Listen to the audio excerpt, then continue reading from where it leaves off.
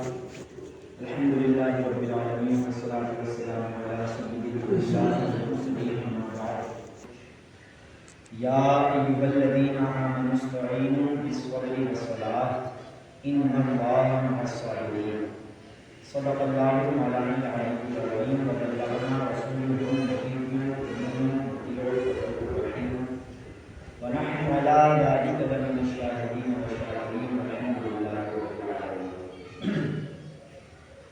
رب اشرح لي صدري ويسر لي امري واحلل عقدة من لساني يفقهوا قولي ربي يسر ولا تعسر وتمم بالخير ربي زدني علما ان الله هو الحكيم نعم بالله ونعم الرسول سبحان الله وبحمده سبحان الله العظيم وبحمده استغفر الله غوث اعظم بمنی بسر ساما مدد قبلہ دی مدد کعبہ ایمان مدد گنج بخشے فیض عالم مظہر نور خدا ناقصارہ پیر کامل کاملارہ رحمہ. حضرات محترم، کتب و حدیث میں درود و سلام پڑھنے کے بے شمار فضائل و برکات بیان کیے گئے ہیں. اللہ کے رسول سرور کائنات فخر موجودات سیاہ اخلاق تاجدار رسالت شہنشاہ نبوت صلی اللہ تعالی علیہ وآلہ وسلم کا فرمان عالی شان ہے کہ جو شخص مجھ پر روزانہ 100 مرتبہ درود پاک پڑھتا ہے تو قیامت والے دن میں اس شخص سے مصافحہ کروں گا. یعنی جو بندہ دنیا میں رہ کر اپنے نبی پر روزانہ 100 مرتبہ درود پاک پڑھتا ہے تو اس بندے کی سعادت حاصل ہوگی کہ وہ بروز قیامت حضور سے ہاتھ ملا رہا ہے اور حضور سے مصافحہ کر رہا ہے. اب ظاہر سی بات ہے، کوئی بہت بڑے عالم دین سے ہمیں مصافحہ کرنے کو مل جائے تو ہماری خوشی کا ٹھکانہ نہیں ہوتا ہے. ایسے ہی تو ہے، کسی بڑے عالم سے اگر ہم ہاتھ ملا لیں تو ہماری خوشی کا ٹھکانہ نہیں. ہم سب کو بتاتے پھرتے ہیں ہم نے تو ان سے مصافحہ کیا، ہم نے تو ان سے ہاتھ ملایا. تو یہ علماء تو صرف میرے نبی کے وارث ہیں. جب ان کا ہاتھ ملا کر ہم اتنے خوش ہو جاتے ہیں تو جو ان کے بھی آقا ہیں مصطفیٰ جان رحمت، جب ان کا ہم ہاتھ اپنے ہاتھ میں لیں گے اور ان سے مصافحہ کریں گے تو ہماری خوشی کا عالم کیا ہوگا، اور پھر ہمارے ہاتھ کا عالم کیا ہوگا، اور پھر ہمارے ہاتھ کو اللہ تعالیٰ کیسی برکتیں عطا کرے گا جب ہمارا یہ گناہگار ہاتھ حضور کے مبارک ہاتھوں سے جا کر کے مل جائے. اور ایک روایت میں آتا ہے کہ حضرت جناب عائشہ صدیقہ طیبہ طاہرہ عابدہ زاہدہ عالمہ مفتیہ مجددہ محدثہ معلمہ شہزادی صدیق اکبر زوج رسول حضرت سیدہ عائشہ صدیقہ رضی اللہ عنہ اپنے گھر میں اپنے حجرہ مبارکہ میں موجود رہ کر روٹیاں بنا رہی تھیں. اور جناب عائشہ جب روٹی بنا رہی تھی تو حضور کی عادت کریمہ یہ تھی کہ حضور اپنی زوجاؤں کے ساتھ گھر کے کاموں میں ہاتھ بٹاتے تھے. یعنی اگر ان کی بیوی کوئی کپڑا سل رہی ہے تو اس میں ہاتھ بٹا دیتے تھے، کوئی کپڑا دھو رہی ہے اس میں ہاتھ بٹا دیتے تھے، کھانا بنا رہی ہے اس میں ہاتھ بٹا دیتے تھے. آج کا شوہر اگر بیوی کے ساتھ یہ کرنے لگے تو ماں کہتی ہے جورو کا غلام ہو گیا. آج جورو کا غلام یہ لقب دیا جاتا ہے. یہ جورو کی غلامی نہیں ہے، یہ نبی کی سنت ہے. بیوی کا ہاتھ بٹانا یہ نبی کی سنت ہے. لیکن اگر آج ایک لڑکا اپنی بیوی کے ساتھ ہاتھ بٹائے تو یہ اسے جورو کی غلامی کہی جاتی ہے. نا جی، یہ بہت غلط فلسفہ ہے، یہ فلسفہ ہی غلط ہے. یہ میرے نبی کی جانب سے ہمیں ملا ہے. صرف بیوی کے ساتھ ہی ہاتھ نہیں بٹانا، ماں کے ساتھ بھی ہاتھ بٹانا ہے، بہن کے ساتھ بھی ہاتھ بٹانا ہے، زوجہ کے ساتھ بھی ہاتھ بٹانا ہے، بھائی کے ساتھ بھی ہاتھ بٹانا ہے. یعنی گھر کے کاموں میں حصہ لینا. کل ملا کے موٹی سی بات یہ کہ گھر کے کاموں میں حصہ لینا. مرد یہ کہتا ہے کہ مرد کی ذمہ داری ہے کمانا. آج بہت سے مرد یہ کہتے ہیں کہ مرد کی ذمہ داری باہر سے کما کر لانا، باقی سب عورت کی ذمہ داری ہے. اچھا، اگر باقی سب عورت کی ذمہ داری ہے تو آج کے بعد سے اپنے بچے کو پیار کرنا چھوڑ دیں. کیونکہ دن بھر تم باہر کماتے ہو تو دن بھر بچے کو تمہاری بیوی سنبھالتی ہے. پیشاب کر دیتا ہے تمہاری بیوی دھوتی ہے، پیخانہ کر دیتا ہے تمہاری بیوی صاف کرتی ہے. یعنی پیار کرنے کے لیے تم ہو، اور تمہاری ہی گود میں اگر وہ پیشاب کر دے تو تم بیوی سے تو ارے لے جاؤ یار، اس نے پیشاب کر دیا، میں نمازی صاحب، میں حاجی صاحب، میرے اوپر پیشاب کیسے کر دیا اس نے؟ ارے آپ حاجی صاحب اپنے گھر کے ہوں گے، آپ نمازی صاحب اپنے گھر کے ہوں گے، وہ اولاد ہے آپ کی، وہ آپ پر نہیں پیشاب کرے گی تو کسی دوسرے پر پیشاب کرے گی کیا؟ اولاد औलाद अपने बाप के सीने पर नहीं पेशाब करेगी तो किसके सीने पर पेशाब करेगी? अब ये बाप का फर्ज है कि जिस तरह से वो औलाद को प्यार कर रहा है, इसी तरह से वो अपनी औलाद के पैखाने को धोना भी सीख जाए, अपनी औलाद के पेशाब को हटाना भी सीख जाए, ना कि वो अपनी बीवी के हवाले कर दे कि भाई प्यार मैंने कर लिया, अब पैखाना धोने की बारी तुम्हारी है, पेशाब धोने की बारी तुम्हारी है। हजरत आयशा रोटियां बना रही हैं, रोटियां बनाते बनाते हुजूर अनवर अलैहिस्सलाम भी हुजरा मुबारका में तशरीफ फरमा हुए।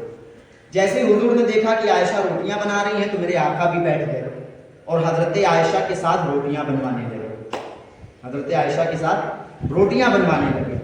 अब जब रोटियां बनवाने लगे तो हुजूर ने थोड़ी बहुत रोटियां बनवाई, यानी अभी वो सिकी नहीं है, आग पर नहीं गई, अभी आटे में ही आपने हाथ लगाया। इतनी देर में हुजूर को कोई काम याद आया, हुजूर वहां से चले गए। हजरत आयशा ने जब उन रोटियों को सेकना शुरू किया आग पर, तो जिन रोटियों को हजरत आयशा ने छुआ था वो रोटियां तो सिक रही थी, यानी आग पर जल रही थी, लेकिन जिस आटे पर मेरे नबी का हाथ छुआ था उन रोटियों को आग पकड़ ही नहीं रही थी, उन रोटियों को आग छू ही नहीं रही थी, पकड़ ही नहीं रही थी। अब कैसे पकड़े? हजरत आयशा बड़ी परेशान हुजूर की बारगाह में हाजिर होती हैं, अर्ज़ करती हैं या रसूल अल्लाह, आटे के जिस हिस्से को मैंने छुआ है वो हिस्सा तो रोटी बन करके, हाँ ठीक है, वो हिस्सा तो रोटी बन रहा है और जल रहा है, लेकिन जिस आटे के हिस्से पर आपका हाथ लगा था उस आटे को आग पकड़ ही नहीं रही है। मेरे आका मुस्कुराए और मुस्कुराकर फरमाया, आयशा बात असल में ये है कि मेरा हाथ जिस चीज पर लग जाता है आग उसे जला नहीं सकती है, आग उसे जला नहीं सकती है, आग उसे नुकसान नहीं पहुंचा सकती है। तो मुसलमानों अब जरा गौर करो कि आटे पर अगर मेरे नबी का हाथ पड़े तो आटे को दुनिया की आग ना जला पाए, और जब हमारे हाथ को नबी का हाथ लगेगा तो हमारे हाथ को जहन्नम की आग कैसे जला पाएगी, हमारे हाथ को जहन्नम की आग कैसे नुकसान पहुंचा पाएगी। बस शर्त यह है कि हाथ नबी का हाथ से तभी टच होगा कि नबी ने कहा कि जो शख्स मुझ पर रोजाना 100 मरतबा दुरूद पाक पढ़ेगा तो उस बंदे से मैं कयामत वाले दिन मुसाफहा करूंगा, कयामत वाले दिन हाथ मिलाऊंगा, और कयामत वाले दिन ऐसे शख्स का हाथ मेरे हाथ में होगा। तो अगर हम और आप चाहते हैं कि हमारा ये गुनाहगार सियाहकार हाथ हुजूर के पुरनूर हाथों में मौजूद रहे, तो आप सब नियत करें कि रोजाना ज्यादा नहीं तो कम से कम 100 मरतबा हमें दुरूद पाक पढ़ना ही पड़ना है इंशाअल्लाह। और 100 मरतबा अगर आप एक बैठक में नहीं पढ़ सकते हैं तो उसका आसान सा फॉर्मूला मैं आपको दे रहा हूँ। नमाजें होती है 5, फज्र, ज़ुहर, अस्र, मगरिब, इशा। तो अब अगर एक बैठक में 100 मरतबा नहीं पढ़ा जा रहा है तो आप थोड़ा थोड़ा करके पढ़ें। फज्र में 20 बार पढ़ें, ज़ुहर में 20 बार पढ़ें, अस्र में 20 बार पढ़ें, मगरिब में 20 बार पढ़ें और इशा में 20 बार पढ़ें, तो 20 पंचे 100 हो जाएगा। तो यानी फज्र से लेके इशा तक एक दिन में आपने पूरे 100 दुरूद पाक मुकम्मल कर लिए। आप एक बैठक में कर सकते हैं, आप एक बैठक में पढ़ लीजिए, एक बैठक में नहीं पढ़ा जा रहा है आप टुकड़ों में पढ़ लीजिए। बहरहाल दुरूद पाक को अपना वजीफा बनाइए, दुरूद से बड़ा वजीफा यकीन मानिए इस कायनात में कोई नहीं है। दुनिया के वजीफों को पढ़ने के लिए किसी आलिम की इजाज़त चाहिए होती है, किसी आमिल की इजाज़त चाहिए होती है, उनसे इजाज़त लेनी पड़ती है, हजरत ये वजीफा कर सकते हैं, जब वो इजाज़त दें तब हम वजीफा करें। लेकिन दुरूद पाक एक ऐसा वजीफा है उसके लिए किसी आलिम की इजाज़त की ज़रूरत ही नहीं है, उसके लिए किसी आमिल की इजाज़त की ज़रूरत ही नहीं है। जिसका जी चाहे, बच्चे का जी चाहे बच्चा पढ़े, औरत का जी चाहे औरत पढ़े, आदमी का जी चाहे आदमी पढ़े। यानी दुनिया के और वजीफों में तो पकड़ है कि बच्चा नहीं पढ़ सकता है, औरत नहीं पढ़ सकती है, बुढ़ा नहीं पढ़ सकता है, जवान नहीं पढ़ सकता है। दुरूद एक ऐसा वजीफा है कि दुरूद को 5 साल के बच्चे से लेके 80 साल के बुढ़े तक खराब नहीं कर सकता। दुरूद एक ऐसा वजीफा है, तो इसको अपनी आप आदत में शुमार करें। दिशान भाई बैठकर पानी पियो यार, दुरूद पाक पढ़ें, सैयदना मौलाना व आलिहि किरामी व बनिहि करीम बारिक वसल्लम। सलातो व सलाम अलैका या रसूलल्लाह सल्लल्लाहु अलैहि व सल्लम। तो आइए कुछ सुनने और सुनाने से कबल सरकारे नामदार, मदीने के ताबेदार, काली काली कमली में छुपाने वाले आका, मग़फ़िरत कराने वाले आका, जन्नत में साथ ले जाने वाले आका, जहन्नम से बाहर निकलवाने वाले आका, जनाबे अहमद मुज्तबा मुहम्मद मुस्तफ़ा सल्लल्लाहु तआला अलैहि व आलिहि वसल्लम की प्यारी प्यारी और मुक़द्दस बारगाह में एक बार पूरा मजमा اپنی غلامی کا ثبوت دیتے ہوئے غلامانہ انداز میں بآواز بلند درود پاک کا ہدیہ پیش کریں. إلانا وآلہ الکرام وابنہ الکریم وبارک إلانا صلاۃ و سلام علیک یا رسول اللہ دائما یا حبیب اللہ صلی اللہ تعالی علیہ وسلم. جو آیت کریمہ میں نے آپ کے سامنے ابھی تلاوت کی ہے وہ ہے دوسرے پارے کی اور سورت ہے سورہ بقرہ. بقرہ کہتے ہیں عربی میں گائے کو. چونکہ اس سورت میں گائے کا ایک واقعہ بیان کیا گیا حضرت موسیٰ علیہ السلام کے زمانے کا، اس مناسبت سے اس سورت کا نام سورہ بقرہ رکھا گیا ہے، یعنی گائے والی سورت، جس سورت میں گائے کا واقعہ. سورہ بقرہ کے اندر دوسرے پارے میں اللہ تعالیٰ فرماتا ہے یا ایھا الذین آمنوا استعینوا بالصبر والصلاۃ ان اللہ مع الصابرین. اللہ تعالیٰ فرماتا ہے اے ایمان والو مدد مانگو. کیا کرو؟ کیا کرو؟ وہابی کہتا ہے اللہ کے سوا کسی اور سے مدد نہ مانگو. اور قرآن کیا کہہ رہا ہے؟ پھر سے بولو ذرا، قرآن کیا کہہ رہا ہے؟ مدد مانگو. یہ جناب علی کہتے ہیں اللہ کے سوا مدد نہ مانگو، قرآن کہہ رہا ہے مدد مانگو. کس سے مانگے؟ بالصبر. با مانے ہوتا ہے سے، با مانے ہوتا ہے اور صبر مانے صبر. تو بالصبر کا معنی کیا ہوگا؟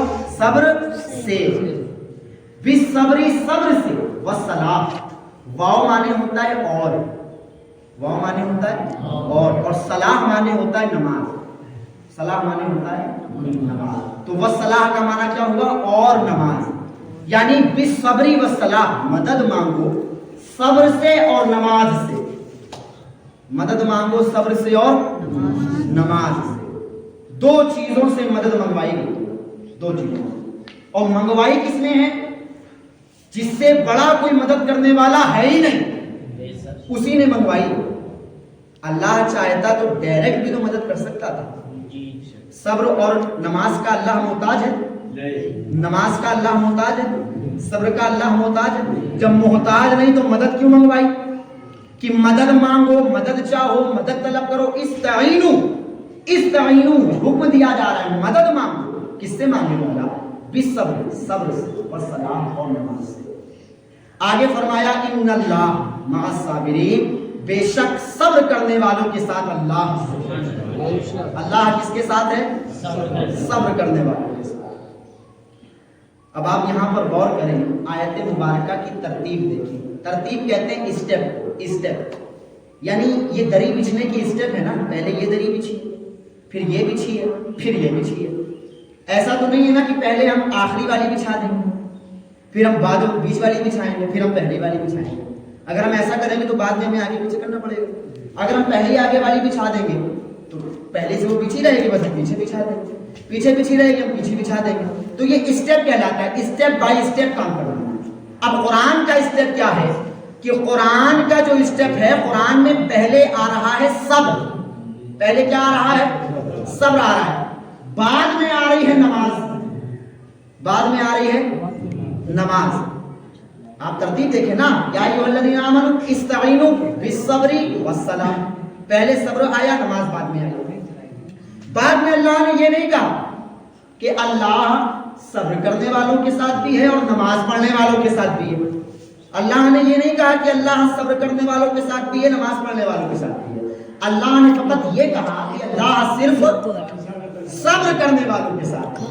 پورے قرآن میں الحمد سے لے کے والناس تک آپ چھان مارے، 114 سورتوں میں سے ہر سورت کو دیکھ لیں، 6666 آیتوں میں سے ایک ایک آیت پہ نظر ڈالیں. کسی بھی آیت میں آپ کو یہ نہیں ملے گا کہ اللہ نے یہ کہا ہو کہ قرآن میں میں تمہارے ساتھ جو آدمی نماز پڑھ رہا ہے میں اس کے ساتھ.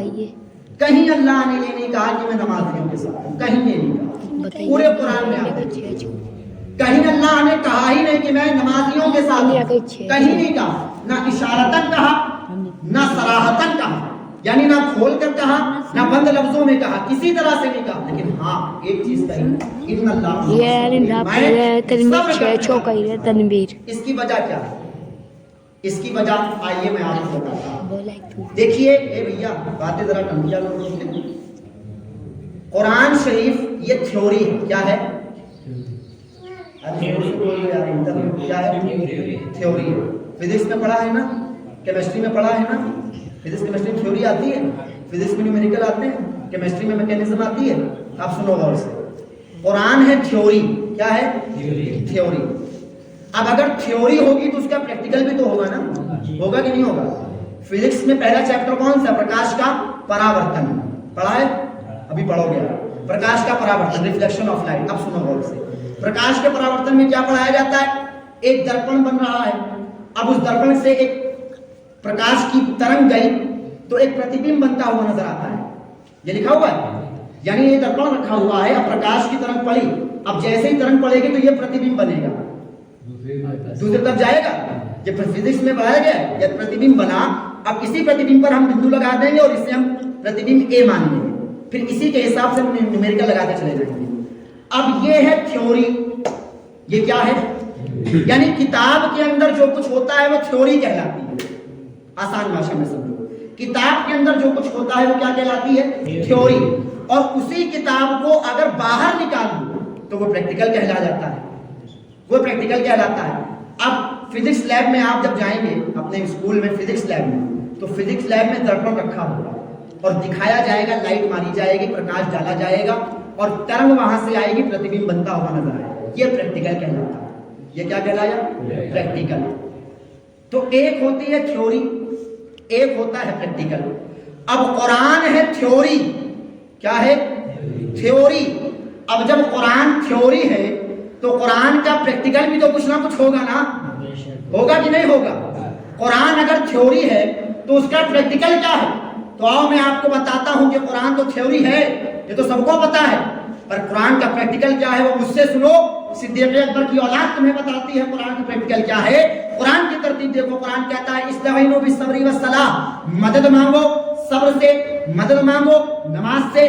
कुरान की थ्योरी ये है कि कुरान पहले सब्र को ला रहा है, बाद में नमाज को ला रहा है। अब ये है थ्योरी कि थ्योरी के अंदर सब्र को पहले लाया जाता है, नमाज को बाद में लाया जाता है। अब हुसैन की जिंदगी उठाओ और हुसैन की जिंदगी के पहले दिन से लेके आखिरी दिन के पन्ने को पलटना शुरू करो तो पहले साल से लेकर के 56 साल के बुढ़ापे तक हुसैन की जिंदगी पढ़ते चले जाओ। हुसैन फातिमा की गोद में दुनिया में जलवागर हुए, छप्पर टंगा हुआ है, पानी बरसता है तो घर के अंदर पानी आ रहा है, घर के अंदर पानी की छींटें पड़ रही हैं, घर के अंदर पानी भरा जा रहा है। हुसैन ने जब ये देखा कि मेरे घर में बारिश की वजह से छप्पर फटा जा रहा है, हुसैन ने शिकवा नहीं किया बल्कि हुसैन ने सब्र करना शुरू कर दिया। हुसैन ने क्या करना शुरू कर दिया? सब्र करना शुरू कर दिया। हुसैन ने सब्र किया, पानी बरसा, छप्पर हटा, हुसैन ने सब्र किया। हुसैन के घर में 4-4 दिन तक आटा नहीं आता था, रोटी नहीं पकती थी, पेट पे पत्थर बनते थे। हुसैन ने सब्र करना शुरू किया।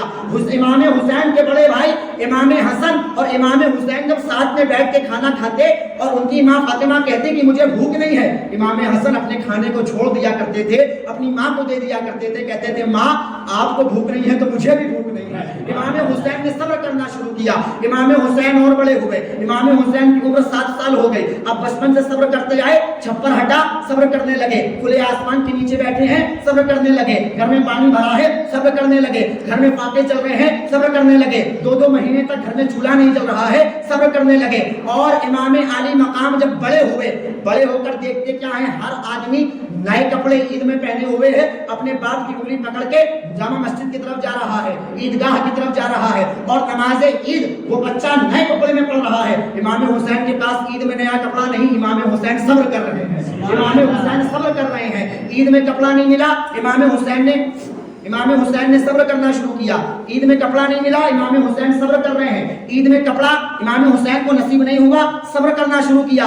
और बड़े हुए और बड़े होकर हजरत इमाम आली मकाम के नाना जान मुस्तफा जान रहमत का विसाल हो गया, हुसैन सब्र कर रहे हैं। मुस्तफा के विसाल के बाद उनकी माँ फातिमा का विसाल हो गया, हुसैन सब्र कर रहे हैं। फातिमा के विसाल होने के बाद हजरत इमाम हसन को जहर दे दिया गया, حسین صبر کر رہے ہیں۔ امام حسن کو زہر دینے کے بعد امام حسین اور بڑے ہوئے، اور بڑے ہونے کے بعد اب یزید تخت پر بیٹھ گیا، اور بیٹھنے کے بعد یزید نے پھوپھی سے نکاح جائز کر دیا، یزید نے بہن سے نکاح جائز کر دیا، یزید نے شراب کو جائز قرار دیا، یزید نے حرام کاموں کو حلال قرار دیا، حلال کاموں کو حرام قرار دیا، یزید بدکاریاں کرنے لگا، یزید شراب کو عام کرنے لگا، جوئے کو عام کرنے لگا، بے حیائیوں کو عام کرنے لگا۔ حسین نے اپنے قلم کو اٹھایا، اپنے ہاتھ کو اٹھایا، اپنے قدم کو اٹھایا، مدینہ سے نکلے، صبر کر رہے ہیں، مدینہ سے نکل کے مکے میں پہنچے، صبر کر رہے ہیں، مکے سے پہنچ کر مکے سے کربلا کی جانب نکلے، صبر کر رہے ہیں۔ بیچ میں یزیدیوں نے گھیرا، کہا حسین جانے نہیں دیں گے، حسین صبر کر رہے ہیں۔ کربلا میں خیمہ لگا، حسین صبر کر رہے ہیں۔ محرم کی 1 تاریخ 2 3 4 5 6 7 آ گئی، 7 تاریخ سے امام حسین کے پورے قافلے والوں پر پانی بند کر دیا گیا۔ حسین صبر کر رہے ہیں، 7 تاریخ پانی بند رہا، حسین صبر کر رہے ہیں، 8 تاریخ پانی بند رہا، حسین صبر کر رہے ہیں، 9 تاریخ پانی بند رہا، حسین صبر کر رہے ہیں۔ اب 10 تاریخ کا سورج طلوع ہوا، امام حسین کے بھائی حضرت عباس لمبردار میدان میں جاتے ہیں، پانی لینے کے لیے دریائے فرات سے پانی لے کر کے آتے ہیں۔ مشکیزے میں پانی ہے، ایک ہاتھ میں تلوار ہے اور پیچھے علم لگا ہوا ہے۔ عباس لمبردار کہلاتے ہیں نا، آپ ہی کے پاس علم موجود تھا، پیچھے علم لٹکا ہوا ہے، ایک ہاتھ میں تلوار بھی ہے، ایک ہاتھ میں پانی کا مشکیزہ بھی ہے،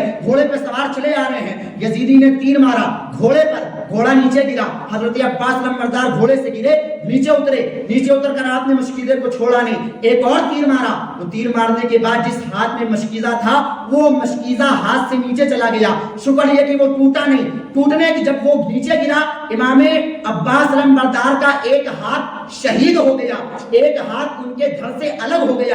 الگ ہونے کے بعد دوسرے ہاتھ میں تلوار ہے، وہاں تیر مارا گیا، تیر سے کام نہیں بنا تو تلوار ماری گئی، دوسرا ہاتھ بھی شہید ہو گیا۔ اب کریں کیا؟ دونوں ہاتھ تو چلے گئے، مشکیزہ کیسے پکڑے؟ دونوں ہاتھ چلے گئے، مشکیزہ کیسے پکڑے؟ ابھی بھی راستہ ہے۔ اس مشکیزے کو اپنے منہ سے دبایا اور دانتوں کے اندر دبا لیا، اور دانتوں کے اندر دبا کر خیمے میں لانا شروع کر رہے ہیں، یعنی ہاتھ چلے گئے، مشکیزے کو منہ میں دبائے آ رہے ہیں، مشکیزے کو منہ میں دبا کر ایسے یوں کر کے دبا کر چلے آ رہے ہیں۔ اب ایک تیر مشکیزے پر مارا گیا اور مشکیزے کو پھاڑتا ہوا وہ تیر حلق میں گیا، امام عباس لمبردار شہید ہو گئے، حسین صبر کر رہے ہیں۔ ان کے بعد حضرت قاسم بن حسن، امام حسن کے بیٹے، امام حسین کے بھتیجے میدان میں گئے، شہید کر دیے گئے، حسین صبر کر رہے ہیں۔ حسین کے 22 سال کے کلیوں نوجوان علی اکبر میدان میں گئے، شہید کر دیے گئے، حسین صبر کر رہے ہیں۔ حسین کے 6 مہینے کے بیٹے علی اصغر کو شہید کر دیا گیا، حسین صبر کر رہے ہیں۔ حضرت حر بن یزید کو شہید کر دیا گیا، حسین صبر کر رہے ہیں۔ کربلا کے میدان میں جب 72 جانشینان کربلا شہید ہو کر جنت جانے لگے، اب حسین کی باری آئی۔ حسین نے اپنے نانا کا عمامہ باندھا، اپنے باپ علی کی تلوار ذوالفقار کو اٹھایا اور اپنے گھوڑے دلدل پر سوار ہوئے، اور دلدل پر بیٹھنے کے بعد میدان میں جاتے ہیں اور جا کر کے یزیدیوں سے خطاب کرتے ہیں، تقریر کرتے ہیں، کہتے ہیں یزیدیوں مجھے پہچانو، میں کسی ملا کا نواسہ نہیں ہوں، رسول اللہ کا نواسہ ہوں، میں اللہ کے رسول کا نواسہ ہوں، مجھے پہچانو تو صحیح، میرے چہرے کو دیکھو، میری آن بان شان کو دیکھو، میرے مقام و مرتبے کو دیکھو۔ میرا مقام وہ ہے کہ مصطفیٰ کی پیشانی سے لے کے سینے تک میرے بڑے بھائی حسن مصطفیٰ کی طرح ہے، اور سینے سے لے کے پیر تک میں مصطفیٰ کی طرح ہوں، سینے سے لے کے پیر تک میں مصطفیٰ کی طرح ہوں، مجھے پہچانو تو صحیح، میں نبی کا نواسہ ہوں، میں علی کا بیٹا ہوں، میں فاطمہ کا لال ہوں، میں حسن کا بھائی ہوں، میں جنتی نوجوانوں کا سردار ہوں، مجھے پہچانو تو صحیح۔ یزیدیوں نے کہا حسین تقریر لمبی نہ کر، ہمارا جمعہ لیٹ ہو رہا ہے۔ بہت سی مسجدوں میں ایسا ہوتا ہے، امام صاحب اگر کوئی اچھی بات بتا رہے ہیں لیٹ ہو گیا تو کھلی طرح نظر جاتی ہے، بہت ٹائم ہو رہا ہے۔ یزیدیوں نے بھی یہی کیا تھا۔ اب اگر آج آپ ایسا کرو گے تو سوچ لو کس کی لسٹ میں گنے جاؤ گے، یزیدیوں کی یا حسینیوں نے؟ لیٹ ہو رہا ہے تو ہونے دو، پڑھنا تو وہی ہے، ہفتے میں ایک بار سننے کو ملتا ہے تو سنو۔ یزیدیوں نے کہا حسین تقریر لمبی نہ کر، ہمارا جمعہ لیٹ ہو رہا ہے۔ امام علی مقام نے کہا ٹھیک ہے، میرا کام تھا بتا دینا، ماننا نہ ماننا تمہارا کام ہے۔ امام حسین نے تلوار اٹھائی اور اٹھانے کے بعد جو چلانا شروع کی، روایتوں میں آتا ہے امام ایسے تلوار چلاتے، ایسے کاٹتے تھے یزیدیوں کو جیسے لگتا تھا کوئی گاجر و مولی کو کاٹ رہا ہے، جیسے لگتا تھا کوئی فنا کر رہا ہو، برباد کر رہا ہو، گویا ایسا معلوم ہوتا تھا حسین کی تلوار چل رہی ہے تو آسمان کی تمام بجلیاں حسین کی تلوار میں آ کر کے سما گئی ہو، حسین کا ہاتھ چل رہا ہو تو حسین کے ہاتھ میں علی کا ہاتھ سما گیا ہو، اور حسین کی رگوں میں جو فاطمہ زہرا کا دودھ دوڑ رہا ہے وہ ایک نیا دودھ بن گیا ہو، ایسا मालूम होता था। अब ऐसा होते होते इमाम अली मकाम को शहीद कर दिया गया। इमाम अली मकाम के सर को आपके धड़ से अलग कर दिया गया। हुसैन सब्र कर रहे हैं। अब आपने यहाँ पर देखा, पैदा होकर से लेकर के 56 साल के बुढ़ापे तक हुसैन क्या करते रहे? क्या करते रहे? क्या करते रहे? सब्र करते रहे। यानी पैदा होने से लेकर के जन्नत में जाने तक हुसैन सब्र सब्र सब्र करते रहे। और जब आखिरी वक्त आया तो हुसैन ने जिंदगी सब्र में गुजार दी। जब रब की बारगाह में जाने का वक्त आया तो ऐसा सजदा किया कि दुनिया को बता दिया कि मैंने जिंदगी सब्र में गुजारी और मौत अल्लाह की बारगाह में गुजारी। जिंदगी मैंने सब्र में गुजारी और मौत मैंने अल्लाह की नमाज पढ़कर गुजारी। मौत मैंने अल्लाह की बारगाह में सजदा करके गुजारी। अब देखो, कुरान की आयत शुरू होती है सब्र से और खत्म होती है नमाज पर। कहां पर खत्म होती है? बिस्सब्री वस्सलाह, आयत खत्म। इस्ताईनु बिस्सब्री वस्सलाह, आयत खत्म हो गई। सब्र से आयत शुरू हुई और नमाज पर खत्म हो गई। हुसैन की जिंदगी भी सब्र से शुरू हुई और नमाज पर खत्म हो गई। अब मेरा जुमले पे गौर करो, पसंद आए तो दुआएं देना कि कुरान अगर थ्योरी है तो हुसैन उसका प्रैक्टिकल है। सुभान अल्लाह। कुरान अगर थ्योरी है तो हुसैन उसका कुरान अगर थ्योरी है तो हुसैन उसका प्रैक्टिकल है। यानी पता ये चला, जो मकाम कुरान का वही मकाम हुसैन का, जो मर्तबा कुरान का वही मर्तबा हुसैन का, जो शान कुरान की वही शान हुसैन की, जो आला मकाम कुरान का वही आला मकाम हुसैन का। बस फर्क इतना है मुसलमानों कि कुरान को पढ़ने के लिए जिस्म का पाक होना जरूरी है और हुसैन से मोहब्बत करने के लिए खून का पाक होना जरूरी है। हुसैन से मोहब्बत करने के लिए नुत्फे का पाक होना जरूरी है। हुसैन से मोहब्बत करने के लिए रूह का पाक होना जरूरी है। कुरान तो अगर जिस्म पाक है तो पढ़ भी लो, लेकिन हुसैन से खाली जिस्म पाक करके बात नहीं बनेगी। हुसैन से मोहब्बत करने के लिए रूह को पाक करना पड़ेगा। जो हुसैन से मोहब्बत करना चाहता है उसे अपनी रूह पाक करनी होगी। अब इसके आगे चलिए, इन्नल्लाह मअस साबिरीन, अल्लाह किसके साथ है? सब्र करने वालों के साथ। मैं आपको बताऊं, इमाम हुसैन को बलवाइयों ने नहीं मारा था। इमाम हुसैन को यहूदियों ने शहीद नहीं किया था, ईसाइयों ने शहीद नहीं किया था, नसरानियों ने नहीं मारा था। इमाम हुसैन को जिन लोगों ने मारा था वो मेरे नबी के कलमा पढ़ने वाले थे, वो मेरे नबी की शरीयत पर अमल करने वाले थे, वो मेरे नबी का नाम लेने वाले थे। जिन लोगों ने हुसैन को कत्ल किया है, जो लोग कत्ल करने आए थे ना, जो लश्कर, उनमें से बहुत बड़े बड़े आलिम भी थे, उनमें से बहुत बड़े बड़े हाफिज भी थे, बहुत बड़े बड़े कारी भी थे। मगर लानत है ऐसे इल्म पर, लानत है ऐसे हिफ्ज पर, और लानत है ऐसी क़िरत पर। मैं कहता हूं मैं जाहिल रहूं, जाहिल रहकर मोहब्बत हुसैन में मर जाऊं, पर पढ़ा लिखा होकर दुश्मनी हुसैन में नहीं मर सकता। मैं जाहिल रहकर मोहब्बत हुसैन में मर जाऊं, ये मुझे गवारा है, पर मैं पढ़ा लिखा होकर हुसैन से दुश्मनी कर लूं, ऐसी पढ़ाई मुझे नहीं चाहिए। मैं जाहिल ठीक हूं, मैं गवार ठीक हूं, कम से कम हुसैन से मोहब्बत करने वाला तो हूं, कम से कम जाहिल हूं पर मोहब्बत करने वाला तो हूं। ऐसा मुझे ऐसा पढ़ा लिखा नहीं बनना है कि मैं पढ़ा लिखा होकर हुसैन को कुछ ना समझूं, हुसैन की शान को खा जाऊं। ना जी, ऐसे पढ़े लिखे से जाहिल बेहतर है। बड़े बड़े आलिम भी हैं लश्कर में, फौजियों में बड़े बड़े हाफिज भी हैं, कारी भी हैं, कलमा पढ़ने वालों ने मारा है। अब आप मुझे बताइए, अगर आलिम होंगे, हाफिज होंगे तो नमाज भी तो पढ़ते होंगे ना?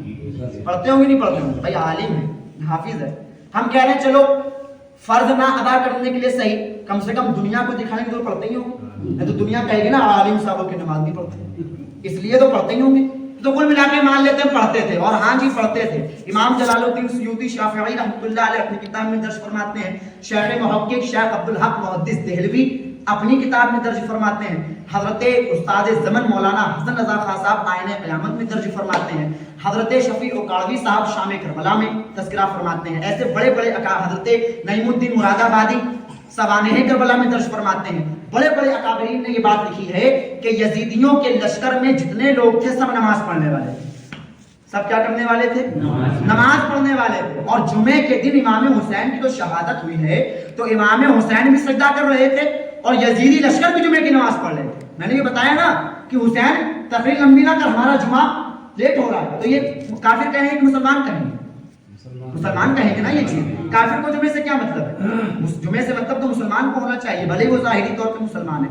अब नमाज वहां भी है और नमाज यहां भी है, यानी 22,000 का यजीदियों का लश्कर اور 72 کا حسینی لشکر، یعنی 72 کے مقابلے 22,000 آئے. سوچو کتنا ڈر تھا 72 کا، کتنا خوف تھا 72 کا کہ 72 کے مقابلے اگر 72 بھی آ جاتے تو سمجھ میں آتا، مگر 72 کے مقابلے آ رہے ہیں 22,000. یعنی ان کو یہ لگتا ہے کہ اس 72 میں خالی 72 نہیں ہے، اس لشکر کا ہر ایک آدمی 1,000 کو شکست دینا جانتا ہے. اس لشکر کا ایک آدمی ایک بچہ اکیلے دم پہ 1,000 سے لڑنا جانتا ہے. لہٰذا اس 72 کے لیے تو 22,000 بھی کم ہے، اس کے لیے تو اور بھیجو، اس کے لیے تو 22,000 بھی کم ہے. اب ایک طرف 22,000 کا لشکر، ایک طرف حسینی 72 لشکر.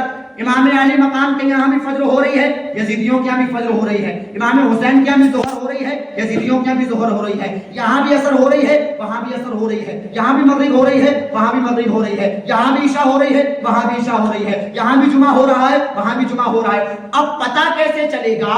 نماز تو وہ بھی پڑھ رہے ہیں، نماز تو حسینی بھی پڑھ رہے ہیں.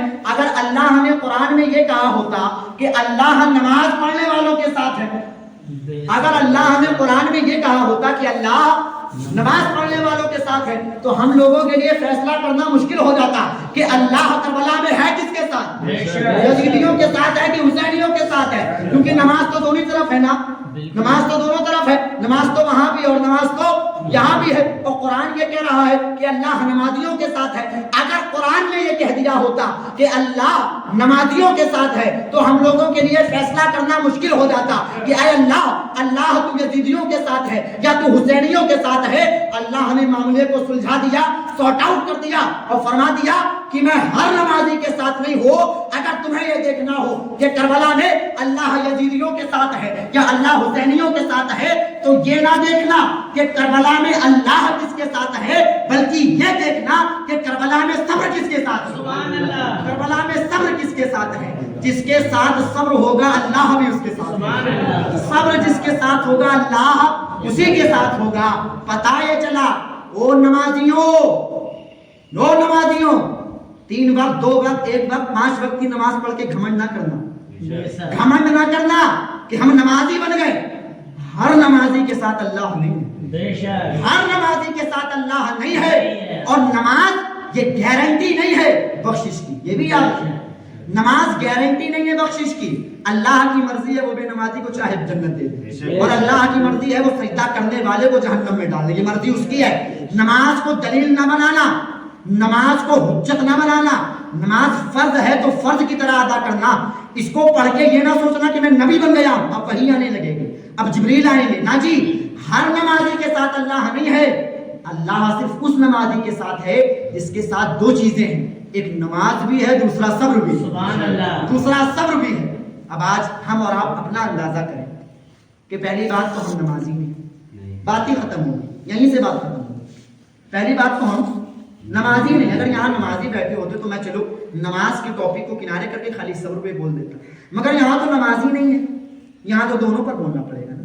یہاں تو نماز پر بھی بولنا پڑے گا، یہاں تو صبر پر بھی بولنا پڑے گا. پہلی بات تو ہم نمازی نہیں، یہیں سے بات ہماری کچی ہوگی.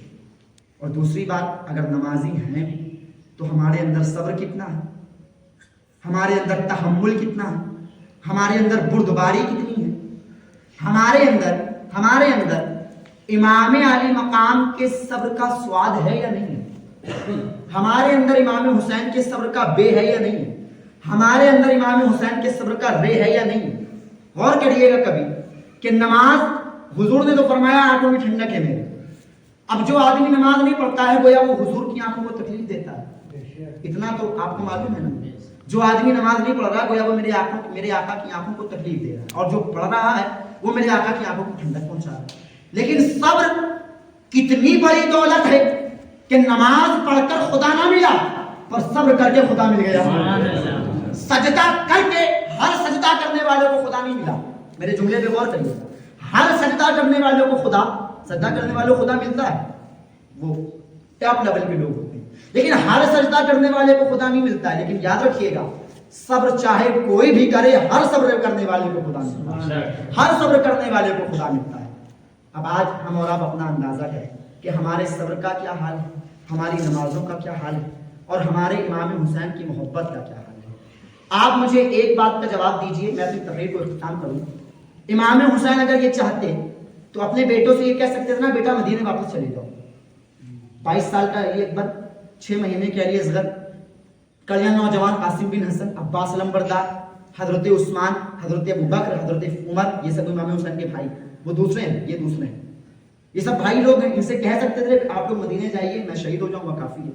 امام حسین نے کہا نہیں، جو دربار خدا تک آ گیا اب وہ پلٹ کر نہیں جائے گا. اب یا تو ہمارا مقدر یعنی ظاہری طور پہ جیت ہوگی یا ظاہری طور پہ ہار ہوگی، پر وہ ظاہری ہار ہوگی، اصل میں جیتیں گے تو ہم اصل میں تو جیتیں گے ہم، ظاہراً ہم ہاریں گے. ظاہری طور پہ ہم ہاریں گے پر جیتیں گے اصل میں ہم جیتیں گے. مجھے بتاؤ، چاروں پانچوں بیٹھے ہو تم لوگ، مجھے بتاؤ امام حسین چاہتے تو تمہیں لوگوں کے اتنے لڑکے تھے ان کے واپس مدینے بھیج سکتے تھے نا؟ بولو بھیج سکتے تھے نہیں بھیج سکتے؟ بھیج سکتے تھے نا. امام حسین نے کیوں نہیں بھیجا؟ اس لیے نہیں بھیجا کہ اگر وہ بھیج دیتے اور خدا نہ خواستہ تم پر ایسا وقت آ جاتا تو تم شکوہ کرتے کہ حسین نے تو اپنے بیٹوں کو بھیج دیا اور ہم لوگ پر آزمائش آ گئی.